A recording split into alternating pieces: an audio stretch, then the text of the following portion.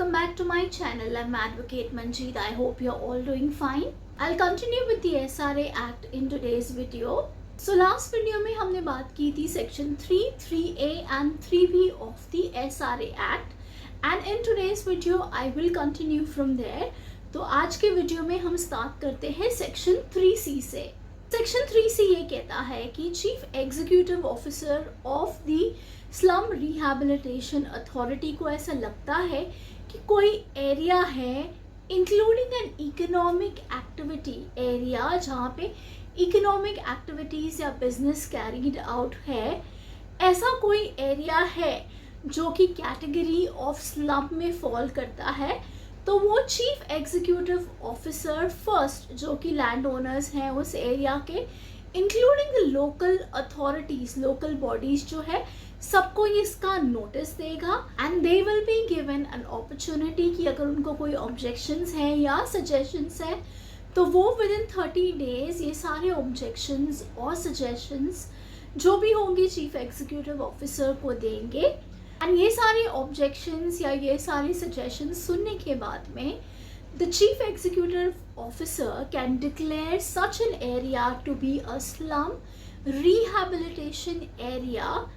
और इस ऑर्डर को वाया विच वो ये एरिया को as an slum rehabilitation area declare करते हैं, उस ऑर्डर को हम कहते हैं स्लम रिहैबिलिटेशन ऑर्डर एंड ये पब्लिश होता है again in the official gazette via a notification. And अगर कोई भी अग्रीव्ड है इस ऑर्डर से तो वो अपील कर सकते हैं before the grievance redressal committee within 30 days, तो वो उनकी सुनवाई करेंगे एंड उसके बाद में जो भी वो ऑर्डर देंगे, जो भी ऑर्डर होगा ग्रीवियंस रिड्रेसल कमेटी का, वो फाइनल होगा और बाइंडिंग होगा on the parties. Now we come to section 3D। Section 3D में बताया गया है कि स्लम रिहैबिलिटेशन स्कीम पब्लिश हो चुकी है, एरिया को स्लम रिहैबिलिटेशन एरिया डिक्लेयर किया गया है। उसके बाद में chief executive officer with in 50 days एक क्लियरेंस ऑर्डर पास करता है कि अगर वो एरिया जो कि स्लम डिक्लेयर किया गया है उसमें अगर कोई स्ट्रक्चर्स हैं या कोई बिल्डिंग है तो उसे डिमोलिश किया जाए एंड जो भी वहाँ रह रहा है दी ऑक्यूपायर्स बेसिकली उन्हें वेकेट करना होता है premises with in 30 to 60 days, जो भी टाइम फ्रेम आपको चीफ एग्जीक्यूटिव ऑफिसर देता है। अगेन किसी को भी तकलीफ होती है ये ऑर्डर क्लियरेंस ऑर्डर से तो the agreed person can appeal before the grievance redressal committee with in 30 days. आपको एक मौका दिया जाएगा, आपको सुना जाएगा एंड उसके बाद ही जो भी ऑर्डर होगा ग्रीवियंस रिड्रेसल कमेटी का वो फाइनल होगा और बाइंडिंग होगा on all the parties. So after hearing all the objection suggestions जो भी अपील में आए हैं उन्हें सुनने के बाद में अगर ग्रीवियंस रिड्रेसल कमेटी को ऐसा लगता है कि जो clearance order chief executive officer ने पास किया है उसे मॉडिफाई करने की ज़रूरत है तो वो उसे मॉडिफाई करेंगे। इन केस अगर द कमेटी को लगता है कि ऐसी कोई भी ऑल्टरेशंस या मॉडिफिकेशंस की ज़रूरत नहीं है तो वो जो clearance order chief executive officer ने पास किया था उसे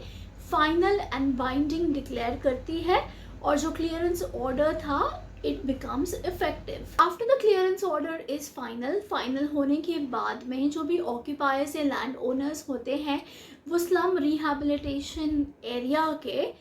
उन्हें विद इन 120 डेज में उस एरिया में जो भी स्ट्रक्चर्स हैं उनको डिमोलिश करना होता है एंड अगर 120 डेज हो गए हैं एंड उसके बावजूद आपके जो लैंड ओनर्स हैं या जो ऑक्यूपायर्स हैं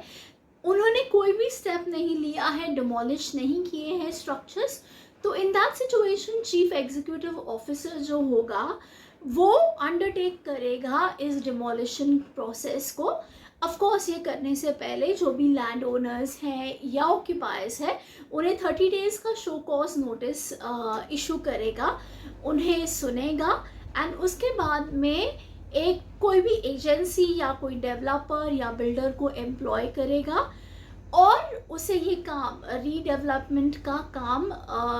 सौंपेगा and after appointing the agency or the builder or the developer, you may call it as, उन्हें 45 डेज़ का टाइम दिया जाता है कि वो requisite अमाउंट डिपॉजिट करें स्लम रिहेबिलिटेशन अथॉरिटी के साथ. And once again, if anybody is aggrieve by the order, अगर किसी को तकलीफ हो रही है, किसी को प्रॉब्लम है ये ऑर्डर से, तो they have to appeal before the grievance redressal committee. Within 30 days उन्हें अगेन सुना जाएगा and then grievance redressal committee जो है वो ऑर्डर पास करेगी, एंड जो भी ऑर्डर पास करेगी वो final and binding on the parties होगा. एंड ये सारी चीज़ें होने के बाद में जो भी ऑक्यूपेंट्स वहाँ पे रहते थे, उनमें से अगर कोई भी इंटरेस्टेड है कि उनको रीडेवलपमेंट होने के बाद में एक फ्लैट या एक प्लेस अलॉट की जाए, तो वो एक डिक्लेरेशन साइन करेंगे जो कि स्लम रिहेबिलिटेशन अथॉरिटी के पास होता है, एंड वो उस डिक्लेरेशन को साइन करेंगे just to show their intention कि वो जो भी रिहेबिलिटेशन प्रोजेक्ट हो रहा है उसमें उन्हें अलॉटमेंट चाहिए once the project is completed. Of course ये सब has to be within the time frame. SRA एक टाइम फ्रेम देगा जिसके बीच में आपको वो डिक्लेरेशन साइन करना है. After the lapse of time आप वो नहीं कर सकते हो. एंड लास्टली एसआरए अथॉरिटी जो है बेसिकली वो एक नोटिस लगाएगी वो एरिया में, कोई एक ऐसी जगह पे जो कि आते जाते लोगों को आसानी से दिख सके,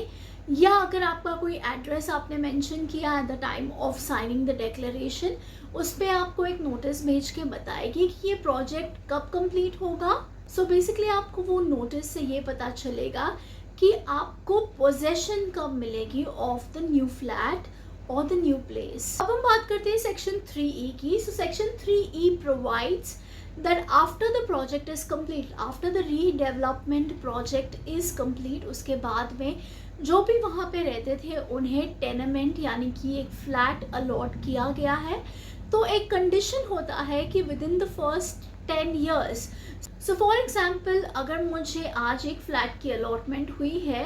तो with in 10 years starting today मैं वो फ्लैट या वो टेनेमेंट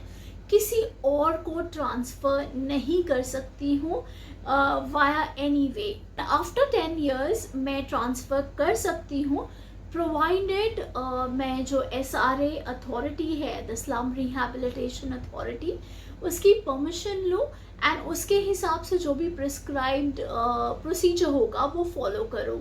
सेक्शन 3E से लेके 3I तक basically talks about internal functioning and working of the SRA authority, तो वो मैं नहीं डिस्कस करूँगी. Now certain important things section wise मैं कवर अप नहीं कर रही हूँ ये सारी चीज़ों को because that's not so important. तो पहली तो ये चीज़ होती है जो भी काम या ऑर्डर्स होते हैं पास या नोटिफिकेशंस पास होते हैं by the slum rehabilitation authority, ये सारी चीज़ें ऑथेंटिकेटेड या signed by the chairman of the authority के नाम से होता है. एंड स्टेट गवर्नमेंट का पूरा कंट्रोल होता है इस अथॉरिटी के ऊपर. स्टेट गवर्नमेंट को पावर है कि वो रूल्स एंड रेगुलेशंस बना सके